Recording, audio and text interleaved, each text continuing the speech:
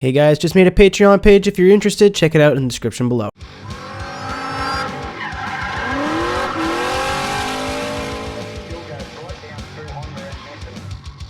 What is going on, everybody? It's MrAeroHD here, and we are with the second upload today. Dat double upload dough. Not to sound like a wiener. Oh my god, sorry, I can't take that back now. But this is the second upload today just because I'm trying to get through all of these cars, and this is one of 4, I think, that are just really need to talk about. So if you're already watching this video, but if you're thinking about clicking away, don't.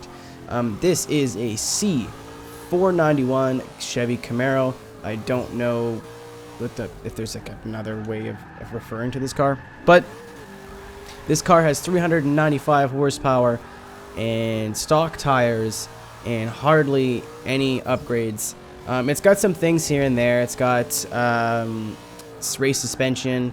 You guys will see it in the tune, or in the build. But I built this car basically to be a practice slash missile slash fun car to have. I try to let this guy by here. He doesn't get the memo. See, for those of you who play online, when you are slower and you see some guy come up on you, you give him the opportunity to pass. If he chooses not to, then just keep doing what you're doing.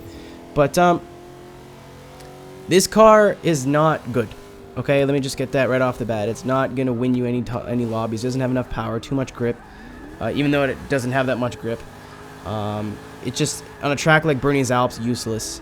I'm lucky I had as much fun with it as I did on Lime Rock, but you know, that's a little spoiler. This car is just made to do cool shit with. I wouldn't even bring this out in like a tandem lobby. This is something when it's like 2 in the morning, none of your friends are on, and you just want to drift and have fun.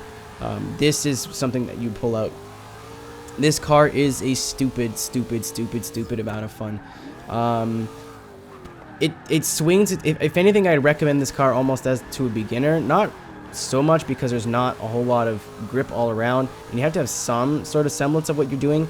But the weight transfer is so predictable and so smooth.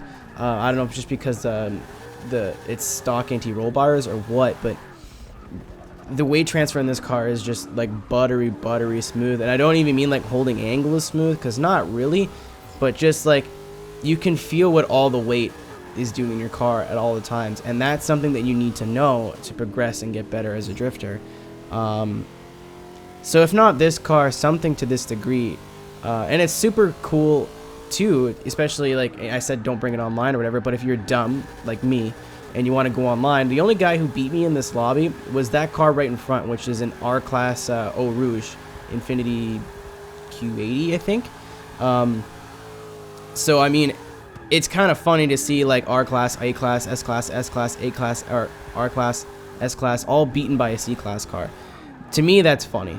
And you know, and this car is just so much fun to drive because it's just, you have so much feedback as a driver. It's just very user friendly and very stupid because it's, you know, deep C class, but it's a lot of fun to drive. So let's get into the tune here. I have the hood on it for no reason. Stock tires, again, I tried it with street tires. It's just not possible. I have a little bit of tire width on it, not much. You know, you don't want to go crazy. I go through the whole thing here. I have basically, unless I need to tune it, it's not race. Stock transmission, just because I thought having the stock gearing 4-speed.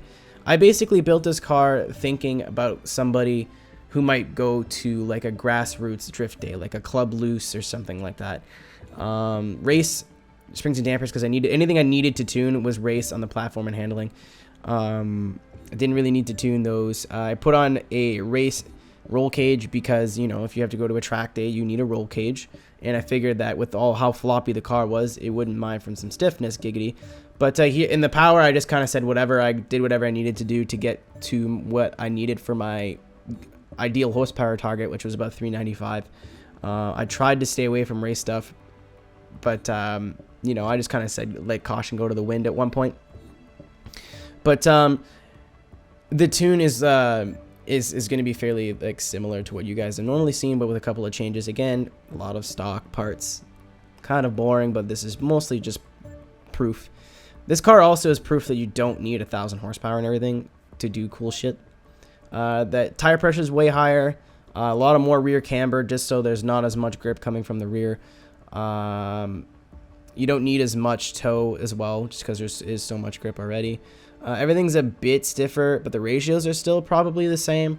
And then the diff is locked, which is something I never normally do, but for this car, I felt like it was necessary. But yeah, guys, thank you very much for watching. I really hope you enjoyed it. I hope you try this car out, and see you next time. Take care. Hey, thank you so much for watching. If you liked the video, make sure to give it a like, and if you want to see more, click the subscribe button. Also, consider becoming a patron at my Patreon page, patreon.com/MrAeroHD. Want to follow me on social media, or want to hear the song that you heard in the video? Please check the description.